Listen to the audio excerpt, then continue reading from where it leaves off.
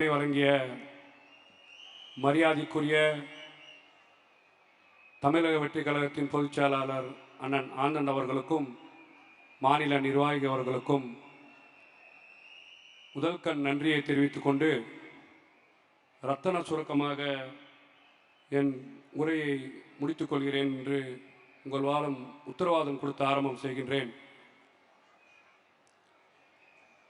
எண்ணிய முடிதல் வேண்டும், நல்லவை எண்ணம் வேண்டும், திண்ணிய நெஞ்சம் வேண்டும், தெளிந்த நல் அறியும் வேண்டும், பண்ணிய பாவம் எல்லாம் பனிது முள் பனியை போல நன்மும் நிற்போக்கென்றும் நசித்திட வேண்டும் இறைவா என்று இந்த இறைவனுக்கு நன்றி சொல்லி இந்த தமிழ்நாட்டை ஆளக்கூடிய தீய ஆட்சியை ஒழித்திட எங்களுக்கு வரப்பசமாக தந்த மரியாதைக்குரிய தளபதி வெற்றி தளபதி விஜய் அவர்களை தந்த இறைவனுக்கு நன்றி பாராட்டி உங்களிடம் நான் பேச ஆரம்பம் செய்கின்றேன். அன்பு சகோதரர்களே,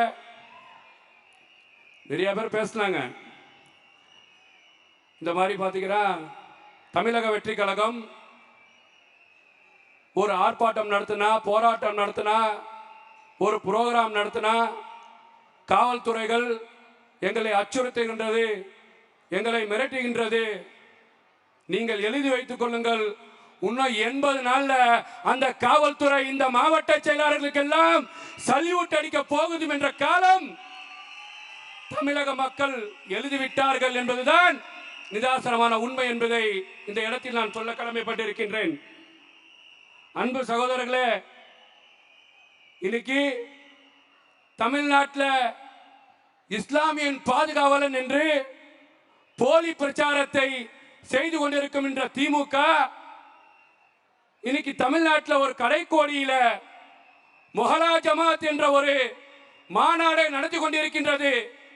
ஆனந்த் சார் சொல்வார், நானா இப்படிலாம் பேசாதீங்க, சரிப்பட்டு வராது என்ன உரிமையோட கண்டிப்பார். இன்னைக்கு சொல்றேன், திருவல்லிக்கேணி பெரும்பாலும் முஸ்லிம்கள் வாழக்கூடிய பகுதி.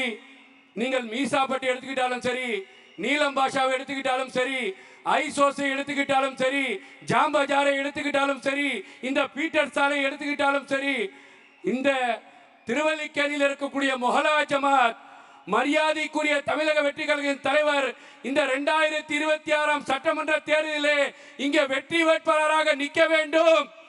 இந்த திருட்டு திமுக குடும்ப ஆட்சியை அப்புறப்படுத்தி இந்த தமிழ்நாட்டிலே இருக்கக்கூடிய இஸ்லாமியர்களின் உண்மை பாதுகாவலராக நீங்கள் வர வேண்டும் என்று தீர்மானத்தை நிறைவேற்றியிருக்கின்றது.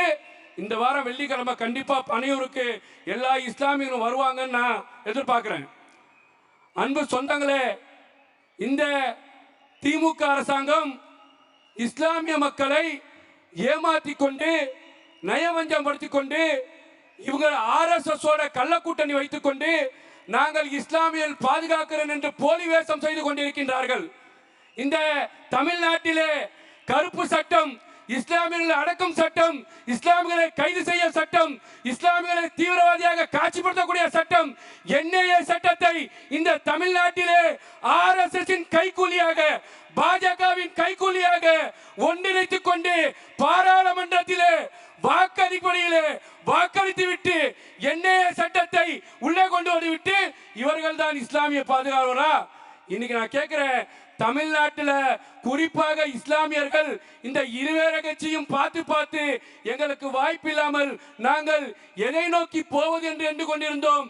இறைவன் எங்களுக்கு கொடுத்த வரப்பிரசாதம் தமிழக வெற்றி கழகம் மரியாதைக்குரிய விஜய் அவர்கள் இந்த இஸ்லாமிய மக்களின் பாதுகாக்க, இந்த இஸ்லாமிய மக்களின் செழிப்பாக வாழ, இந்த இஸ்லாமிய மக்களின் படிப்பிலையும் வேலை வாய்ப்பிலையும் வறுமை கோட்டை கீழையும் மேலோங்கி போவ சர்சார் கமிஷன் கொடுத்த கமிட்மெண்ட் அமல்படுத்த மரியாதைக்குரிய தலைவர் வெற்றி தலைவர் வீர தலைவர் எங்கள் தலைவர் ஆண்டவனுக்கு தவிர எவனுக்கும் அடிப்படையாத வீர கூட்டத்தின் வேந்தனாக அன்னை நாடே அயலா அதிகத்தை எதிர்த்த, அன்னை நாடே அயலா அதிகத்தை எதிர்த்த, இஸ்லாமிய ஆதிக்கத்தை எதிர்த்த, ஸ்டாலின் ஆதிக்கத்தை எதிர்த்த, உதயநிதி ஆதிக்கத்தை எதிர்த்த, அமித்ஷாவின் ஆதிக்கத்தை எதிர்த்த எங்களுக்கு அளித்த பரிசு சிறைசாலை.